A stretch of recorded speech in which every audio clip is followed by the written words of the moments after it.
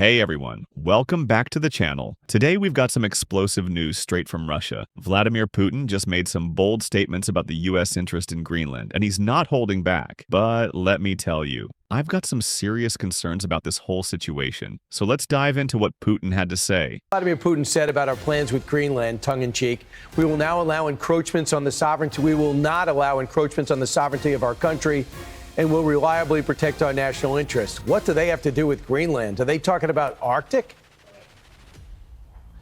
Well, Vladimir Putin wants the world to believe that Russia is able to stand toe-to-toe with the United States militarily and diplomatically. So if there's an issue of interest to the United States, Vladimir Putin is just going to weigh in on it because, remember, he's talked about the greatest geopolitical disaster of the last century was the collapse of the Soviet Union. So he harkens back to those days when United States and Soviet leaders would gather and solve the world's problems. That's just not the way it is anymore, but he'd like the world to think it is.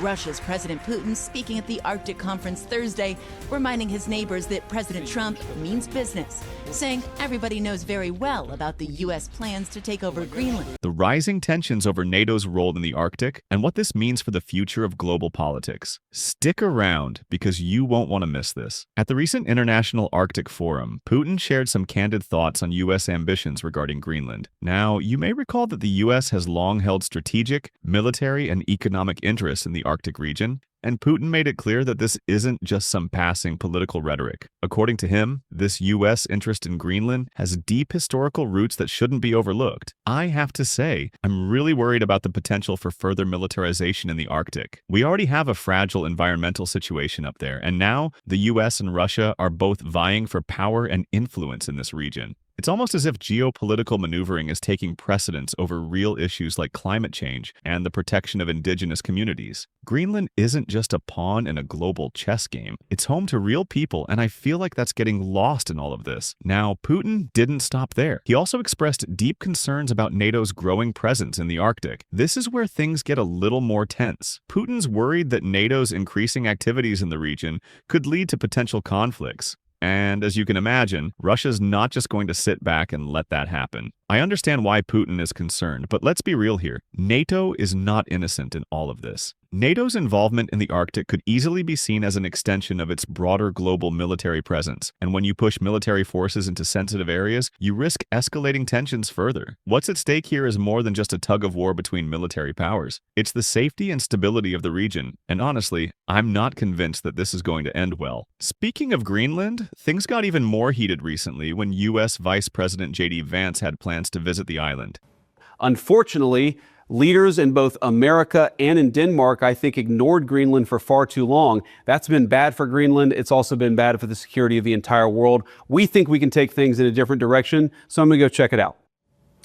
Those in Greenland who support closer ties to the U.S. say it would be a financial boost for the island, but Greenland's prime minister calls the visit highly aggressive. Initially, the visit was meant to attend a local sports event, but due to protests, the trip was canceled. Putin, however, said that while Greenland's status doesn't directly concern Russia, the broader implications of NATO's presence in the Arctic are something Russia is keeping a very close eye on. Let's be honest here. This situation is bigger than just a canceled trip. We're talking about the US playing both sides of the Arctic with no clear understanding of the consequences. But when it feels like this is all about power grabs and strategic moves without regard for the human and environmental costs, it doesn't sit well with me. Here's where things take an interesting turn. Despite all the rising tensions, Putin hasn't completely shut the door on cooperation. He suggested that Russia is open to collaborating with Western nations on Arctic projects, even amidst these geopolitical rivalries. I genuinely hope that Putin's words hold some weight. At the end of the day, the Arctic is a shared space that should be about collaboration, not conflict. We need more global partnerships focused on sustainable development, protecting the environment, and respecting the rights of indigenous peoples who have lived in these regions for centuries. Sure, geopolitics might complicate things, but at this point, we should be prioritizing diplomacy and cooperation, not military posturing. I mean, take a look at the people in Greenland, what they have to say about Trump. None of them want him coming there and taking their land. The trip, originally billed as a cultural exchange, now a limited national security-focused mission. Greenlandic Member of Parliament Kupanik Olsen says any relationship with the U.S. must be about collaboration. If you met the Vice President, J.D. Vance, what would you say to him? I would say, please do not take us. We are open for negotiations, but it should be on our behalf. But this morning, after pushback from authorities here, the uninvited American visitors wouldn't be coming after all. What did it feel like when they pulled out? Relief, I think. A lot of people, the shoulders could let go.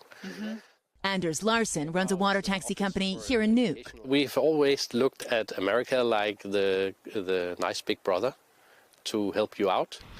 And now it's like the big brother's bullying you. Speaking of Greenlanders, yeah, they're not interested. In fact, they've made it crystal clear that they want nothing to do with Trump's America. A recent poll showed that 85% of Greenlanders oppose becoming part of the U.S. That's not just a majority, that's nearly everyone. Even their outgoing Prime Minister Moot Egede called Trump's plans highly aggressive, and his successor Jens Frederik Nielsen has straight up said, "We don't want to be Americans, we want to be Greenlanders." That's the kind of clarity you rarely see in politics. The leaders of all 5 political parties in Greenland's parliament even issued a joint statement condemning the idea of annexation. This is a nation standing together against a clear threat to their sovereignty. And of course, Trump being Trump, his administration decided to send a delegation of officials to Greenland. National Security Advisor Mike Waltz, Energy Secretary Chris Wright, and even Vice President J.D. Vance's wife, Usha Vance, were supposed to go. But after the backlash, they had to change their itinerary. Vice President Vance was supposed to visit Greenland with his wife for a cultural tour, attending a dog sled race and making some stops. But at the last minute, his trip pivoted to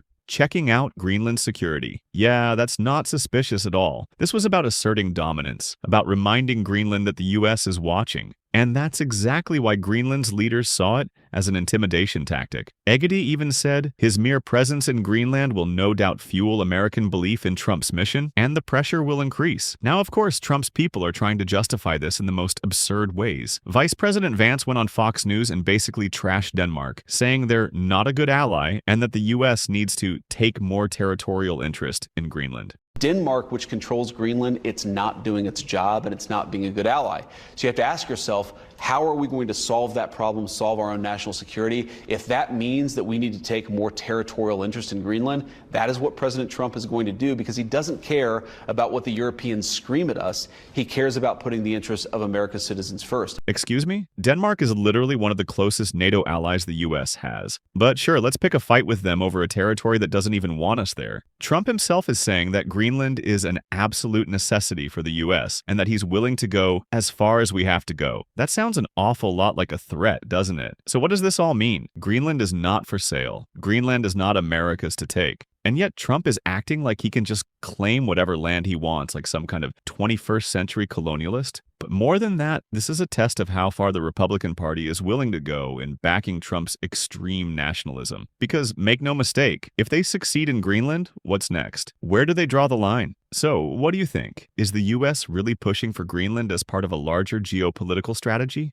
Will NATO's increasing presence in the Arctic lead to a showdown with Russia? And can we really expect cooperation in the Arctic? Or is it all just a game of power politics? I'd love to hear your thoughts in the comments below. I'm deeply concerned about the growing militarization in the Arctic and the lack of real conversation around the environmental and human costs of these power plays. If you agree or if you have a different perspective, drop your thoughts in the comments. Don't forget to like, subscribe, and hit that notification bell so you don't miss any future updates. See you next time.